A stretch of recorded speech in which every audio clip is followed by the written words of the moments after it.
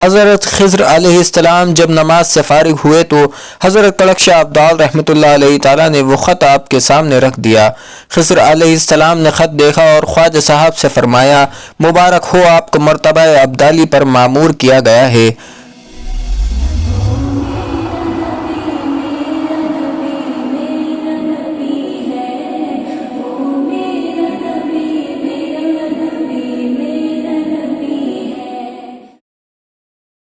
السلام علیکم ورحمۃ اللہ وبرکاتہ۔ معزز ناظرین، آج پھر ہم حاضر خدمت ہیں اور آج کی اس ویڈیو میں ہم خواجہ کڑک شاہ ابدال رحمۃ اللہ علیہ تعالیٰ کے متعلق بات کریں گے۔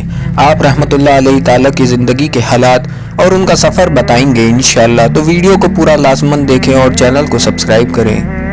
ہم اس ویڈیو کی شروعات حضرت کڑک شاہ ابدال رحمۃ اللہ علیہ تعالیٰ کی دعا کے ساتھ کریں گے جو انہوں نے اپنے فرزند اور متعلقین اور مریدوں کے لیے فرمائی۔ میری درخواست جمیع مخلوقات کے پروردگار سے ہے کہ وہ میرے متعلقین یعنی میرے فرزند اور مریدوں پر دنیا و آخرت میں نیکیاں اور اپنی نعمتوں کو مکمل فرمائیں، آمین۔ آپ رحمۃ اللہ علیہ تعالیٰ کا وصال 3 رمضان المبارک سن 677 ہجری مطابق 1278 عیسوی بہت سلطان غیاث الدین بلبم حضرت سیدنا امیر کبیر قطب الدین مدنی رحمۃ اللہ علیہ تعالیٰ نے سفر آخرت طے فرمایا۔ قضا آپ رحمۃ اللہ علیہ تعالیٰ کا مزار مبارک، حضرت سیدنا امیر کبیر قطب الدین مدنی رحمۃ اللہ علیہ تعالیٰ کا مزار مبارک کڑا ضلع کوشامبی میں درگاہ خواجہ کڑک شاہ ابدال رحمۃ اللہ علیہ تعالیٰ کے جنوبی سمت سے واقع ہے۔ حضرت سید احمد عرف خواجہ کڑک شاہ ابدال رحمۃ اللہ علیہ تعالیٰ کی مختصر تاریخ۔ اصفہان ایران کے بادشاہ سید محمد حیدر آپ امام موسیٰ رضا بن امام موسیٰ قاظم علیہ السلام کی اولاد کے فرزند تھے۔ سید حسن اور ان کے بیٹے تھے سید احمد عرف حضرت کڑک شاہ ابدال رحمۃ اللہ علیہ تعالیٰ، جو ملک اصفہان سے مرشد کامل کی تلاش میں ایک کارواں کے ہمراہ بمرولی ضلع کوشامبی تشریف لائے۔ یہاں پہنچ کر آپ پر نیند کا غلبہ طاری ہو گیا اور جب آپ نیند سے بیدار ہوئے تو کارواں آگے نکل گیا اور آپ تنہا ہو گئے۔ آپ اپنی تنہائی پر خوب روئے۔ اسی درمیان آپ کو غیبی الہام ہوا کہ بستی کی طرف جاؤ اور وہاں حضرت شیخ اسماعیل قریشی شوروردی رحمۃ اللہ علیہ تعالیٰ کی خدمت اختیار کرو۔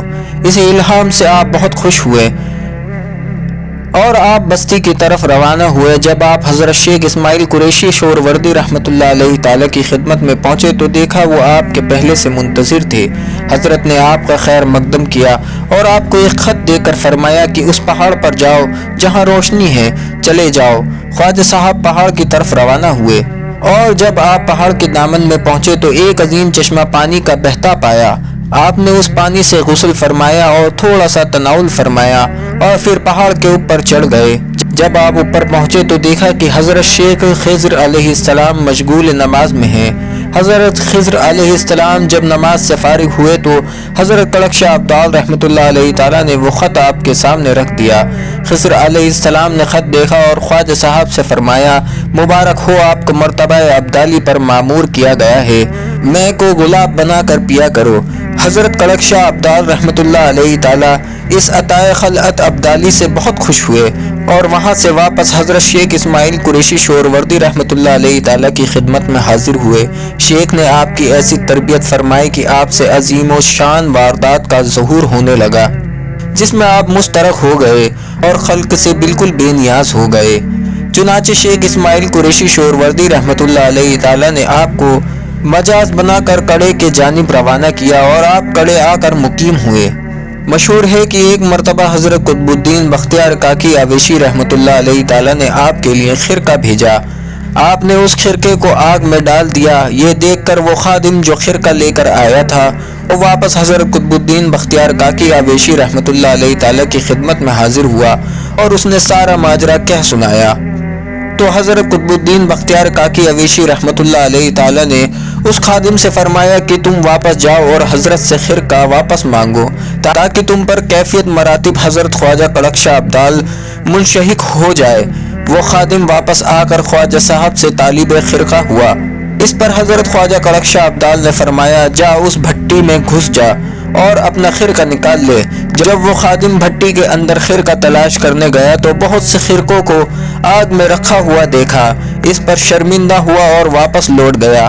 تاریخ نظامی میں ہے کہ جب سلطان علاء الدین خلجی حاکم پڑا اور اسے تخت و تاراج کر دیا اور بے شمار مالی دولت اکٹھا کر لیا، یہ دیکھ کر جلال الدین خلجی اس سے ڈر گیا اور یہ فیصلہ کیا کہ دیو گڑھ جا کر علاء الدین خلجی کو اس کی دولت سمیت قبضے میں لے لے۔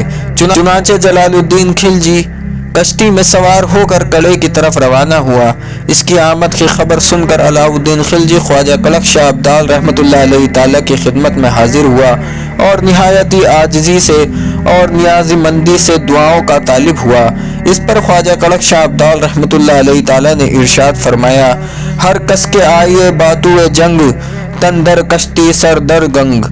ترجمہ: جو تجھ سے جنگ کرنے آئے گا اس کا تن کشتی میں اور سر دریا گنگا میں ہوگا۔ ملک علاء الدین خلجی نے یہ بشارت پا کر بہت خوش ہوا اور اس کے 3 دن بعد 17 رمضان سن 695 ہجری کو سلطان جلال الدین خلجی اسی حال میں مارا گیا اور اس کی جگہ اس کا بھتیجا اور داماد علاء الدین خلجی تخت نشین ہوا۔